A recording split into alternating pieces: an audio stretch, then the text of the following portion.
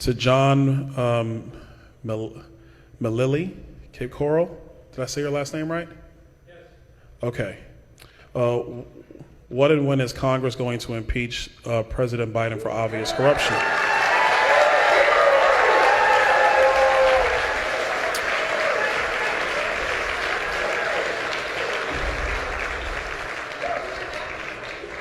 So I guess people are interested in this question. All right.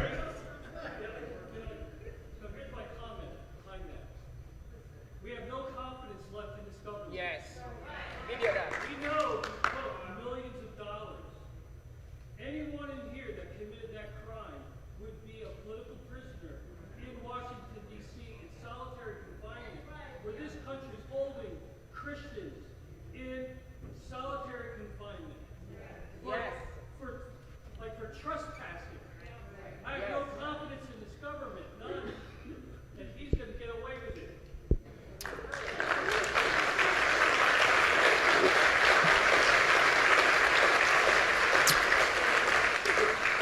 Well, I would say on the last point, I would say hold on to that one for a second.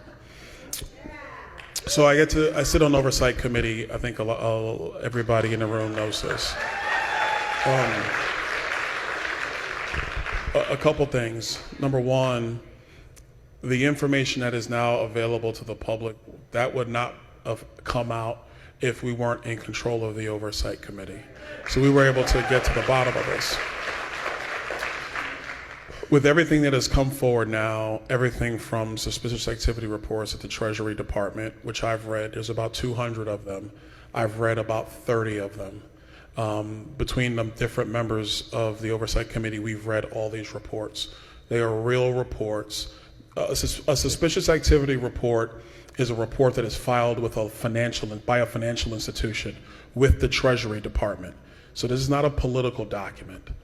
When we were reading those, it became pretty clear that many financial institutions were concerned about aspects of money laundering and concealing funds from the IRS. They were concerned about it then. We went from there to being able to depose certain individuals based upon what we read, and that information led us to see that they set up these LLCs, which were set up, that we've had the legal filings, that multiple accounts were set up. We have those documents around that, and the purpose was to move money through the various accounts. It was because of Chuck Grassley in the Senate and people who contacted Senator Grassley that we found out about the forms that the FBI have from their whistleblower.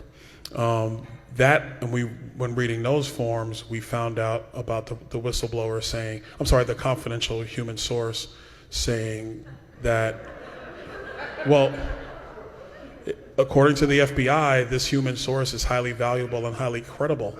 And they've been paying this human source, they paid him or her more than $200,000 over the last 8 years to deliver information to the FBI.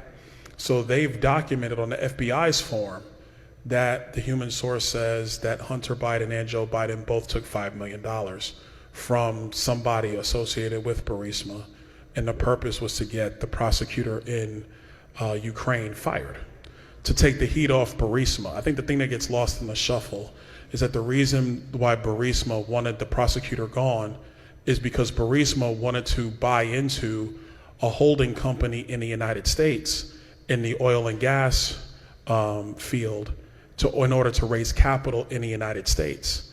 And they knew that if they were under investigation in their home country, they would never be able to raise capital in the United States.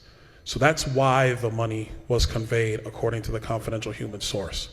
That led to the IRS whistleblowers coming forward in the Ways and Means Committee, and the IRS whistleblowers, one of whom is the supervisory agent on the case, has testified that their investigations were downplayed or held back, and that came from the political brass at IRS and the Department of Justice. So I say all that to say that my comments to the speaker and to my colleagues is that, in my view, we actually have a two-track process for impeachment. I think the first is with Merrick Garland, the Attorney General.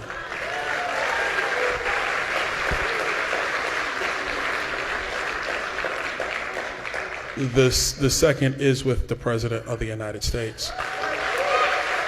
Now, I want to be clear on this, and this is the part where this is really concerning. With what is going on at the political levels of the IRS and the Department of Justice and the FBI, there is a complete lack of trust with the political brass of these agencies. I think you have a lot of men and women who work in these agencies. They are patriots, they are good people, they're Republicans, they're Democrats, they're independents, they do their job, they follow the law.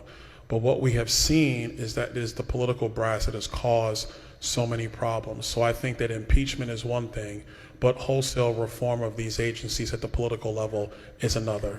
And that must be done. That must be done. The last thing is, and even when we took the majority and we knew in oversight that we were going to look into these suspicious activity reports because we were given information about it and we really wanted to follow through. And even from the beginning, people said, "Oh, okay, you guys are in charge. Now go and impeach." And my statement's always been clear: impeachment is serious. This is a serious charge against an official of our government if we go to that level, and we shouldn't cheapen it just because of political getbacks, even though what happened to the former president was wrong and should not have happened. So the update on impeachment of Joe Biden is 6 different articles of impeachment have been filed. 3 are about to be filed within the next 2 weeks, 3 more. One of them, the one from Lauren Boebert, has already had its first vote and is in the investigation phase. Let's get him out.